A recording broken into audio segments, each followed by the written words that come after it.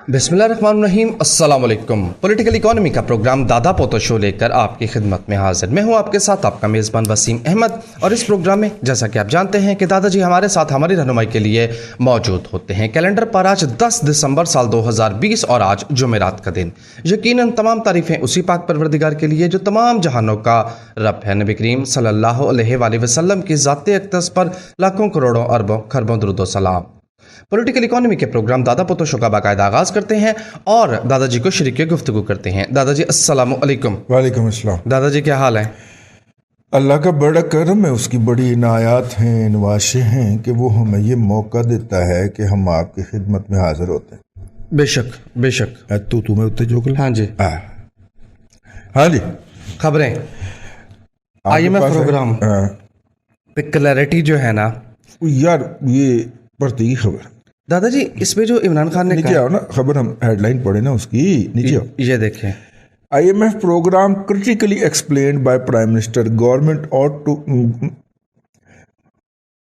वज़ीर आज़म इमरान खान ने IMF के प्रोग्राम का तनकीदी जायजा पेश किया और गवर्नमेंट को सीधा जाना चाहिए। क्या बोला?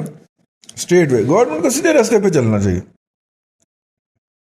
भाईजान गवर्नमेंट भी आप है, मैं तो नहीं कहना सी लाहौरी स्टाइल में मामा गवर्नमेंट कौन है, नहीं ऐसा नहीं कहना।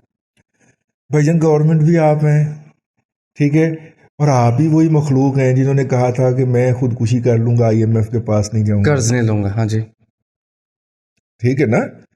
तो बोलने से पहले कुछ सोच तो लिया करना यार। हम और सोफिस्टिकेटेड कह देते हैं, आप ही क्या हुस्न जानना है? हुस्न बयां, जी, हुस्न बयां, मैं तेरा हुस्न तेरे हुस्न बयां तक देखूं। वाह वाह, अहमद कासमी।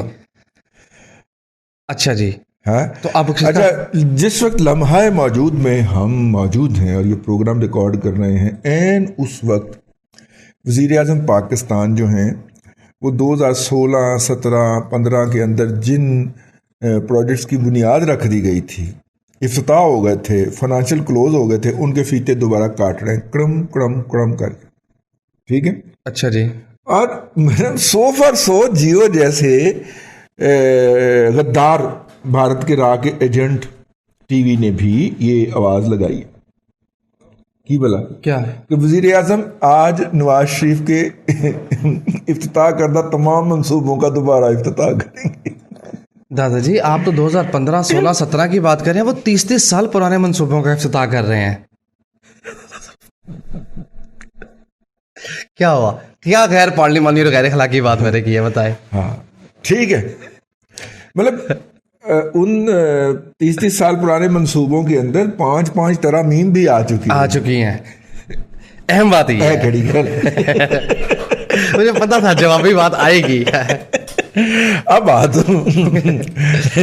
मैं तो एग्री कर रहा हूँ आपसे। लेकिन यार मैंने इस खबर से इब्तिदा करनी थी। वर्ल्ड बैंक ने पाकिस्तान के लिए $300 मिलियन की कर्ज जो है उसकी अप्रूवल दी है, जो कि पाकिस्तान में कुदरती आफात और कराची के सॉलिड वेस्ट मैनेजमेंट के लिए इस्तेमाल होंगे। ये महमूदाबाद नाले वाला तो नहीं है पैसे? नहीं, वो तो बहुत ज्यादा नहीं, वो तो $2 बिलियन। हाँ, $1930 मिलियन। ये तो सिर्फ $30 करोड़ है ना। अच्छा, वो तो $2 अरब है, ठीक है ना। वहां पे तो जाके हमने छौनी ही डाल दी। सर वो गल उन्होंने वाला ना कि चली नहीं, बुरा मान जाए, बसेरा कर लिया वहां पे। हाँ, पंजाबी का मुहावरा है, छौनी पा लेना, उन्होंने बसेरा कर लिया वहां पे। सारे इकट्ठे होके बह गए ने कि अच्छा फिर कदों आएंगे, हाँ फलाना ठेका किनू देना है, हम जरा ट्रांसपेरेंसी चेक कर रहे और अंदाजा कर कि अदलिया के उन आला दिमागों को किस किस लेवल का व्हाट्सएप गया होगा कि थोड़ी ताखीर करने की कोशिश की है CM सिंध ने। अगले ने तो ही नहीं अदालत का नोटिस कट मारे कि तेरी जरूरत है, तू $2 अरब के रुकावट बनने की कोशिश कर रहे। बस सानू की जनाब, जिधर आइया कश्तियां उधर गए मिला। हमने तो खबर पढ़नी थी, वो पढ़ दी है जी। ये आज की पॉजिटिव खबर है। पाकिस्तान को $30 करोड़ यानी कि तकरीबन कोई 45-46 अरब रुपया चलो 50 अरब रुपया जनाब, 50 अरब रुपया वर्ल्ड बैंक मिल गया है आलमी बैंक से कि वो डैमों के, सॉरी कह रहा हूँ, दरियाओं के कोई बंद शंद बना ले और कराची का कचरा उठा ले। कचरा फिर साफ हो जाएगा कराची से? मेरा नहीं ख्याल। हाँ, बहुत मुश्किल, बहुत मुश्किल। प्राइम मिनिस्टर ने जो बाइडन के इस बयान को वेलकम किया है कि जनाब गैर कानूनी पैसे जो हैं उनको, वो उसने कहा है ना कि हम इलीगल मनी जो है, जो कि ब्लैक मनी है या वाइटनिंग हो रही है, उसके ख़िलाफ़ हम एक्शन लेंगे, ठीक है ना। तो उसको उन्होंने बड़ा शदीद तरीके से खुश आमदीद कहा है। यकीनन जो बाइडन का इशारा जो है वो ब्रिटिश वर्जिन आइलैंड के ऊपर रजिस्टर एक पाक हलाल ऑफशोर कंपनी यानी कि नियाजी सर्विसेज लिमिटेड की तरफ तो इशारा नहीं होगा ना जो बाइडन का, वो तो हलाल है ना, जाहिर है वो तो हलाल है, वो हमने टैक्स एवेजन के लिए बनाई थी लेकिन हलाल है। बाकियों के पीछे हम पूरी तरह, मैनू किसी ने फोन किया, उन्हें कहा इनू अपना काने नू कान सोच गई हूँ, बाकी उन्हें सारियां गल्लां छड़ के इत्थे लग गया, ठीक है। और हैरत की बात यह है कि मौसूफ ने इतनी दफ़ा उसके बयान के ऊपर रिस्पॉन्स किया है, उधर से कोई लिफ्ट ही नहीं हुई अभी तक। मैं ये बात आपको पूरी जिम्मेदारी के साथ बता रहा हूँ, अभी तक हम हुकूमत पाकिस्तान को बंदा नहीं मिला जिसके ज़रिए जो बाइडन को मुबारकबाद का पैगाम भेज सके। अच्छा जी, डिप्लोमेसी हालांकि हमारी दुनिया में नंबर वन डिप्लोमेसी है, नंबर 1 अदारा चलाता है तो नंबर 1 डिप्लोमेसी ही होगी, नंबर 1 डिप्लोमेसी। दादाजी अगर बाइडन की बात पे अमल हुआ, जो बाइडन को जाके, और नीचे तो है ही इंडियन ने, अद्धी इंडियन है ना, वो खातून जी नायब सदर बनी है जी, है, वो तो है ही हमारे खिलाफ ना। उसने तो हम, जब ये सारा कुछ हो जाएगा तो हम कहेंगे कि वो तो थी हमारे खिलाफ ना। लेकिन अभी तक चलो जो बाइडन तो जद्दी पुश्ती और नजीबुत तरफैन किस्म का गोरा है ना, उससे ही कर लें, और उससे तो पाकिस्तान के हालात का इल्म ही बहुत ज़्यादा, उससे ही रब्ता कर लें। वो अफगानिस्तान के अंदर इन्वॉल्व रहा है और अफगानिस्तान तो आप ही डील करते हैं ना, उससे रब्ता कर लें। उस तक पहुंचने की भी कोई रसाई नहीं है। अल्लाह रहम करे, पाकिस्तान जिस पैथेटिक लेवल पे ये ले आए हैं, मुझे रोना आता है कभी कभी। ठीक है सामीन इकराम, एक बात मैंने आपसे अर्ज करनी थी, गलती मेरे से हो जाती है, मैं कभी कभी कोई इल्मी बात कर जाता हूँ, आपके भले की बात होती है, उसके बाद आप मेरी वो रेड़ मारते हैं कि तेरी जुर्रत, ठीक है। हम बड़े जिसे कहना चाहिए ना मुसन कुछ लोग हैं। मैंने ये अर्ज किया था, तो चुप रहना, कि जनाब ये जो घी है जो आप खाते हैं, ये घी, ठीक है, जो हमारे दादा पोता के पुराने लिसनर उनको पता है ये हमारा रोना है, और अब 10 साल से रो रहे हैं और आइंदा भी रोते रहे। लेकिन उसका एक पॉजिटिव पहलू भी है जो मैं आपको आखिर में बताऊंगा। घी जो है ना वो जहर कातिल है आपके लिए। वो सबसे पहले वो आपका बेड़ा गर्क करता है, फिर आपकी आइंदा आने वाली नस्लों के लिए। और अगर आप ये घी इस्तेमाल कर रहे हैं तो उन नस्लों की इस जमीन के ऊपर लैंडिंग बहुत मुश्किल काम है, ठीक है ना। हाँ, वो नहीं आ सकती, यानी कि ये आपका निज़ाम तौलीद मुतासर करता है, ये आपके गुर्दे उड़ा देता, ठीक है, ये आपके दिल की शरियानों में जाके बैठ जाता। घी की बात हो रही है, आरबीडी पाम ऑयल से बना, और घी दुनिया भर के अंदर बनता ही आरबीडी से, ठीक है। हम ये घी क्यों खाते हैं? क्योंकि हम सॉलिड फैट्स खाने के आदी हैं, यानी कि देसी घी खाने के सदियों से खा रहे थे। तो अगो आगे देसी घी की कमी होगी तो महंगा हो गया, तो हमने ये उसका अल्टरनेटिव ढूंढ लिया। ये अल्टरनेटिव बकवास है, अल्लाह का नाम है। अगर आपको अपने बच्चों की, अपने वालिदैन की और अपनी आइंदा नस्लों की सेहत अजीज़ है तो खुदा के लिए अपने किचन में से अभी इसी वक्त अगर किसी भी वनस्पति का पड़ा हुआ है डिब्बा, वो उठा के बाहर फेंक दे। यहां तक तो ये हमारा मैसेज रहा है। अगों पर लगी जी, केड़ा इस्तेमाल करिए। हम आपको असूल बताते, जो पैगंबर होता है वो असूल बताता है, ठीक है ना। क्या ख्याल है? माँ ने बच्चे के लिए बीवी पसंद करनी होती है तो वो असूल बताती है ना कि जनाब वो गोरी भी होवे, लम्मी भी होवे, उच्ची लम्मी भी होवे, घर गृहस्थी आती है उसको। वालदा ने क्या ना लम्मी भी होवे, मैं कहा तुसी ओदे कोल जा ले लो पीने का पानी सबके लिए होना तो चाहिए, तो ठीक है यार। अच्छा यह असूल की बात है। तो इस तरह हम असूल बताएंगे। देखिए हार्ड ऑयल, हमारा जो पकाने का तरीका, हांडी पकाने का और तलना, ये हार्ड ऑयल में हो सकता है। हार्ड ऑयल दुनिया के अंदर 2 या 3 है, सनफ्लावर का है, सोयाबीन का है और बनोले का, ये 3 हार्ड ऑयल। सूरजमुखी नहीं है? हाँ सूरजमुखी भी आ जाता है, सॉरी सूरजमुखी भी उसमें शामिल कर लीजिए। ये 4 हार्ड ऑयल है। इनके अंदर आप अपना जो बड़े सगीर का है खाना पकाना वो कर सकते हैं। कैनोला हार्ड ऑयल नहीं है, सॉफ्ट ऑयल है।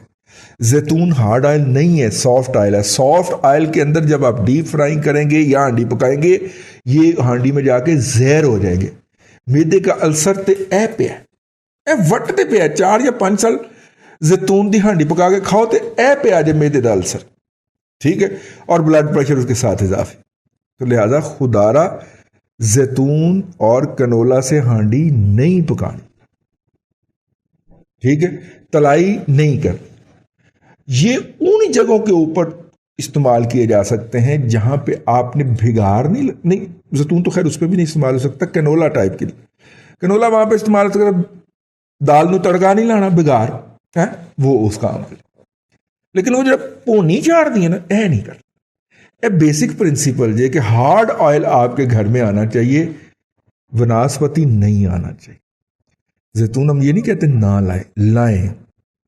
गरम गरम चिकन मटन दाल रखें और वो जो ऑयल है जैतून का वो उसके ऊपर ऐसे करके टपका दें, क्या बात है उसकी। फिर उसकी सही न्यूट्रिशन वैल्यू आपको मिलेगी, आपके पैसे मिलेंगे ना, वरना तो फिर डॉक्टर दी फीसा ही है जी। तो खुदारा अपनी हालत पर रहम करें, घी से निजात पाएं। मैं एक और ही कहना सी, आइंदा मैं नहीं कहना। तसल्ली हो गई आपकी? अगे चलो खबरें जो हैं वो, और इंटरनेशनल मार्केट पे आज सुबह एक खबर जो है वो फ्लैश की कि जापान ने अपनी इकोनॉमी के लिए $700 बिलियन का पैकेज अप्रूव किया है। 1200 अरब का हमारा भी पैकेज था भाई जान ਉਹ ਛੋਟੂ ਭਾਈ ਨੂੰ ਪੁੱਛੋ ਜਾਪਾਨ ਵਾਲਿਆਂ ਨੂੰ ਕੋਈ ਯਾਰ ਉਸ ਅਸੀਂ ਵੀ ਤਾਂ ਤੁਹਾਡੇ ਭਰਾ ਹੀ ਹੁੰਨੇ ਆ। कोई 2000 साल पहले हमारे बुजुर्ग इको ही होते थे। और बुद्ध मत की जो सारी वो प्लेसेस हैं वो पाकिस्तान में ही हैं। बुद्ध मत की प्लेसेस यहाँ पे हैं, आपके यहाँ पे ही सारा मज़हब फूटा है ये टेक्सला के पास से, ठीक है ना।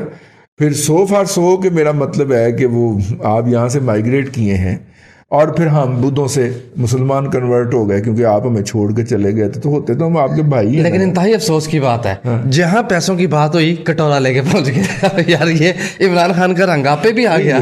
मैं तो यार साड़ी गवर्नमेंट तो पहले माहौल तो सेट करिए ना यार, आदत पा देती है। $700 बिलियन उसने अपनी इकोनॉमी के लिए दिया है। फीडबैक $700 अरब बहुत बड़ी जी। दादाजी फीडबैक का वक्त हो गया है। लेकिन जापानी इकोनॉमी के लिए क्या है, बिस्मिल्लाह करें जी फीडबैक। जी फीडबैक शामिल करने जा रहे हैं और पहला मैसेज मेरे पास सरवर गुज्जर का है। सलाम दुआ के बाद कहते हैं दादाजी कहते हैं कुछ अरसा पहले दादा पोतो शो में एक बहुत बड़ी खबर दी गई कि दुनिया का सबसे बड़ा तिजारती मुआहदा 20 मुल्कों या 11 मुल्कों के दरमियान हुआ है, जिसमें एशिया पैसिफिक की कंट्रीज शामिल है। आपने कहा कि इसमें पाकिस्तान शामिल नहीं है, अल्हम्दुलिल्लाह इसमें भारत भी शामिल नहीं है। लेकिन इसमें मतलब हैरत की या पूछने सवाल की बात किया सवाल पूछ सुने। कहते हैं एक भारतीय चैनल पर इस बारे में तज्जिया सुना। भारतीय मौक़िफ़ ये है कि ये मुआहदा सिर्फ चाइना को फैसिलिटेट या अकोमोडेट करने के लिए हो रहा है, लिहाजा चाइना को भारतीय मार्केटों से दूर रखने के लिए ये मुआहदा हमें ऑफ़र होने के बावजूद हमने कबूल नहीं किया। दादाजी आप ये फरमाइए कि क्या इनकी ये तरजीहात दुरुस्त हैं? हाथ ना आया थू कौड़ी, ठीक है ना। $54 बिलियन का ट्रेड, जिस मुल्क के पास ट्रेड बैलेंस जिसके खिलाफ जिसके हक में हो, ठीक है ना, $54 बिलियन की ज़्यादा एक्सपोर्ट्स करता है चाइना इंडिया को। और इंडिया की बहुत सारी प्रोडक्ट जो वो एक्सपोर्ट करता है उसमें सेमी फिनिश गुड चाइना से मंगवाता। तो आप कैसे कह सकते हैं कि वो इंडिया जो है चाइना को अपनी मार्केट से निकालना चाह रहा है? यार खुदा का खौफ करें, ये हाथ ना है थू कौड़ी वाली बात है। अंगूर खट्टे हैं। और क्यों है भला? इंडिया को वो उसने कहा था अमेरिका ने कि हम अपनी मार्केटों तक आपको रसाई दे देंगे, आप चाइना की तरफ ना आ जाएं। अब मैं आपको बताऊं इंडियन के साथ हाथ क्या होने वाला है। इंडियन हमारा प्रोग्राम बहुत शौक से सुनते हैं। वो भाईजान आपको तो पता ही नहीं है ये लारा अमेरिका ने हमें आज से 40 साल पहले लगवाया था जब रशिया अफगानिस्तान में आया था ना, ठीक है ना। मैं एक प्रोजेक्ट का हिस्सा था जी, पैसे चाहिए थे 4, उन्होंने कहा R&D का काम कर लेगा, मैं कहा कर लूंगा। वो जो रिपोर्ट मीटिंग्स होती थी उनकी समरियां लिखनी होती थी अंग्रेजी के अंदर, तो मैंने वो काम पकड़ लिया। वो मीटिंग किस चीज़ की थी? वो एक स्टडी ग्रुप बनना था जी कि ये जो अफगान महाजिर रशिया के दौर अफगान महाजिर पाकिस्तान आए हैं, ये यहाँ पे खैमों में रहते हैं, इनके खैमों में स्टिचिंग के मराकज़ बनाए जाएं। अच्छा जी। और उन मराकज़ की जो वहाँ पे जो कपड़े सिले, ठीक है, वो स्टडी हुई कि जनाब अपना फैसलाबाद से कपड़ा जाएगा और फिर वहाँ पे बच्चों को और बच्चियों को ट्रेनिंग दी जाएगी, ठीक है, ठीक हो गया ना जी। और ट्रेनिंग दी जाएगी और उस ट्रेनिंग के बाद फिर वो कपड़े सिएंगे और वो कपड़े अमेरिकन मार्केट के अंदर तरजीही बुनियादों के ऊपर बरामद किए जाएंगे। पाकिस्तान के ऊपर उस वक्त भी शायद कोई टैक्स था, पाकिस्तानी बरामदात के ऊपर था या नहीं था, लेकिन उसके लिए तरजीही टैरिफ का इतलाक किया जाएगा। ठीक हो गया। इस पर पूरा वर्किंग ग्रुप बना, स्टडी बनी, स्टडी बना के काम रशिया की कब आया था अफगानिस्तान में? 79 में। कब गया? 91 में टूट के। नहीं 88 में चला गया था वैसे वहां पे। हाँ, इनखला में ज़ाहिर एक दिन में तो नहीं टूटा तो वो बाद में होगा, लेकिन 88 में चला गया था। ठीक है, 8 साल 9 साल वो वहां पे रहा ना। रहा। उस 9 साल के अंदर वो उनमें से कोई एक जोन नहीं बन सका। फिर आ जाओ 2000 में फिर अमेरिका आ गया। अमेरिकियों ने फिर झाड़ा पूंजा उसको निकाल के ये प्रोजेक्ट करते हैं। 2008 में फिर रशिया अमेरिका वापस चला गया वहां से, ये प्रोजेक्ट फिर भी एग्जीक्यूट नहीं हो सका। अल्लाह का नाम है, हमारे अंजाम से इबरत पकड़ लो भैया। लेकिन वो जनाब उन्होंने इहू वाला प्रोजेक्ट जो पहले चार से उठ के सानू पेश कर दे उन्होंने उधर पेश कर देता। अमेरिकी मंडियों तक रसाई तो दादाजी मैं स्कूल के जमाने से सुन रहा हूँ। जी जी, और अभी तक नहीं मेरी अभी आपके साथ करना है। अभी आपके साथ अमेरिका ने करना है और उन्होंने मोदी को ऑफर लगा दिया है कि हम आपको, आपने चाइना के इस मुआहदे में जाके क्या करना है, हम आपको अमेरिकी मंडी तक रसाई देते हैं। ये हुआ भाईजान। जल्दी से अगला फीडबैक। हमजा रशीद पूछते हैं मैस कम्युनिकेशन का स्कोप बता दें। ये देखें, मैस कम्युनिकेशन का कोई स्कोप नहीं है। देखें ना, जब इरशाद भट्टी को पाकिस्तान का सबसे बड़ा फिलोसफर साबित किया जाएगा, जब एतजाज़ हसन को पाकिस्तान का सबसे बड़ा सियासतदान साबित किया जाएगा, जब अपना अल्लाह भला करे चौधरी गुलाम हुसैन को पाकिस्तान का सबसे बड़ा तबसरा निगार कहा जाएगा, तो मेरे जैसे बंदों को तो इतने पिस्तौल रख के ते घोड़ा दबा देना चाहिए था। ठीक है ना जी। तो मैस कम्युनिकेशन का कोई मुस्तकबिल नहीं है। हाँ, एक मुस्तकबिल उसका है। पूछो क्यों? क्या? अगर आपने इस मुल्क से बाहर जाना है तो उसके लिए ये इजी वे आउट। क्या है अर्ज करने लगा, मैस कम्युनिकेशन करो, हाथ पैर मार के ना एमफिल करो। ठीक है। एमफिल के बाद उसके बाद ना हल्के कुत्ते की तरह, नेगेटिव टर्म इस्तेमाल कर रहा हूं, लेकिन हल्के कुत्ते की तरह पीएचडी के स्कॉलरशिप्स के पीछे पड़ जाए। और 4 साल का स्कॉलरशिप होगा, 3.5 साल का रिसर्च प्रपोजल डिले करके एक्सटेंशन लेते रहे, 5 साल पूरे करें, पासपोर्ट पकड़े और पीएचडी को नौकरी मिल ही जाती है वहां पर। एसोसिएट प्रोफेसर की नहीं मिलेगी तो असिस्टेंट प्रोफेसर की तो मिल ही जाएगी। ठीक है ना। और डिपार्टमेंट का रजिस्ट्रार तो हो ही जाएगा, डिपार्टमेंट का, यूनिवर्सिटी का नहीं, डिपार्टमेंट का रजिस्ट्रार तो हो ही जाएगा, सीनियर क्लर्क टाइप चीज होती। तो अगर तो आपने पाकिस्तान से बाहर जाके आबाद होने का कोई प्लान बना रखा है तो बेहतरीन शॉर्ट रास्ता हो सकता है ये। इसके अलावा as a profession no, simple no, absolute no, तोता हुआ नो। आगे चलो जी। और पाकिस्तान में तो एमए इस्लामियात, MA Urdu, MA math communication अब एक ही लेवल की डिग्रियां समझी जाने लग गई हैं। और वो बच्चे अन्य वाह जो इस खूह में छाल मार रहे हैं, अल्लाह का नाम है, अपने ऊपर, अपने माँ बाप के ऊपर रहम करो। पंजाब यूनिवर्सिटी में जिनको मेरिट पे दाखिला नहीं मिलता, वो घटिया किस्म की निजी यूनिवर्सिटियों के अंदर जो हैं वो फिरते हैं। और जब आप क्या हैं जी, मैं वो फलानी यूनिवर्सिटी में मैथ्स कॉम पीएचडी का स्कॉलरशिप हूँ, असली चाहिए यार। अच्छा जी। उसके बाद गुफ्तगू शुरू होती है, पहले फिक्रे पे पता चलता है कि मसूफ बिल्कुल ही फारग, इंटेलेक्चुअली तो बिल्कुल ही फारग है। इंटेलेक्चुअली क्या, एकेडमिकली तो ठीक हो जाए यार, बिल्कुल ही फारग है। ईमान से तरस आता है उस बेचारे के ऊपर, ये अमली जिंदगी में जाके करेगा क्या। लेकिन पीएचडी स्कॉलर होता है और यूनिवर्सिटी ने उसे ठीक 2.5 साल के बाद पीएचडी की डिग्री दे के निकाल देना कि जा पुत्र राम बली करेगा। ये आपने इंडियंस के लिए बोला है। उन्हें भी तो साथ लेके चलना होता है, ठीक है, राम भली करेगा, ठीक है ना। बाहर जाके फिर उसने यही काम करना है, राम तेरी लैला लैला मैला मोकी है, लैला में नहीं, कोई पता नहीं, चलो लैला से हमारा क्या लेना देना। अब राम तेरी गंगा मैली हो गई, जी अबू अब्दुल्ला कहते पापियों हैं, के पाप धोते धोते। जी नेक्स्ट मैसेज पढ़ूं। हाँ बिस्मिल्लाह। अबू अब्दुल्ला कहते हैं, दादाजी मेरे एक रिश्तेदार कराची में घर बनाने के लिए बिल्कुल कानूनी तौर पर पैसा खर्चने के लिए राजी हैं। सिर्फ नक्शा अप्रूव करवाने का खर्चा 12 लाख बन रहा है, मगर ठेकेदार कहता है कि आप सारी कानूनी कार्रवाई पूरी कर लें तब भी आप तामीराती काम जो है वो शुरू नहीं कर पाएंगे जब तक मुतलका इदारों में बैठे हुए लोगों के मुंह ना भर दें। और इस बात का बरमला इतराफ़ भी करता है। ना सिर्फ ये कि गैर कानूनी तौर पर काम करने में खर्चा भी कम है, बल्कि मामला तो जल्दी प्रोसीड हो जाते हैं। ऐसे यार उन्होंने बनाना क्या है जिसके सिर्फ नक्शे के अप्रूवल के 12 लाख मांगे जा रहे हैं? उन्होंने को महल बनाना। बहरिया में कनाल के घर का खर्चा पता कितना है? 25 लाख रुपया। कहाँ आप रह किधर रहे हैं? लाहौर में नहीं रहते हैं? अभी तो घर बना हमारे दोस्त का, मैप अप्रूवल फीस और सारी फीसें यूटिलिटीज डाल के 2.5 मिलियन खर्चा है एक कनाल के घर का। कोई इतना ज्यादा तो नहीं है। अच्छा जी 12 लाख तो कुछ भी नहीं है, बिल्कुल ठीक खर्चा है। लेकिन मेरा ख्याल है जो देखिए तरजीह देखनी चाहिए। अगर तो आपने फड्डा डालना है तो उसके लिए बेहतरीन मौका डाला जा सकता है, और अगर आप फड्डा अवॉइड करना चाह रहे हैं तो फिर ठेकेदार की बात दुरुस्त लगती है मुझे।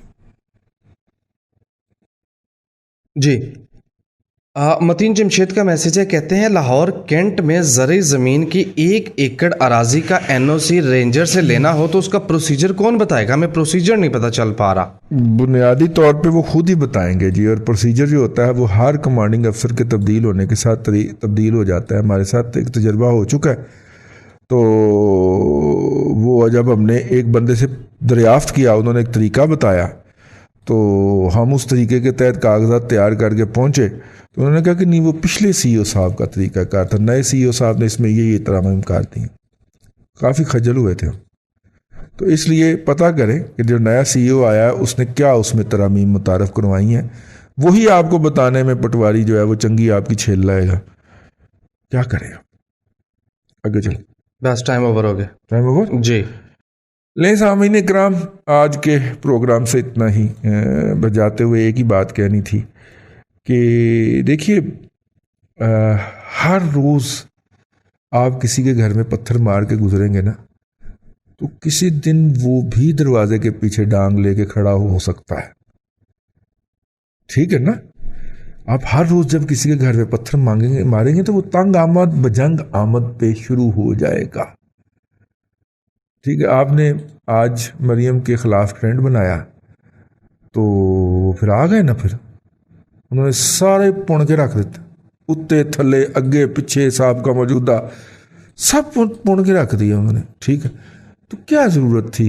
आप पहले गालियां देते रहे, गुजर जाते थे, वो नहीं बॉदर करते थे, आज उन्होंने बॉदर कर लिया, ठीक है। इज़्ज़त कीजिए, इज़्ज़त करवाइए। अल्लाह आपको आसानियाँ अता करे और आसानियाँ खल्क़े खुदा में तकसीम करने की तौफीक अता। आमीन। दादाजी बेहद शुक्रिया। नाज़रीन किराम, पॉलिटिकल इकोनॉमी का प्रोग्राम दादा पोता शो आप देख रहे थे। ये था आज का दादा पोता शो। मैं उम्मीद करता हूँ कि आज का दादा पोता शो आपको पसंद आया होगा। अपने मेज़बान वसीम अहमद को दादाजी के साथ इजाज़त दीजिए। इंशाअल्लाह अज़ीज़ आपसे मुलाकात होगी कल तक के लिए अल्लाह हाफ़िज़।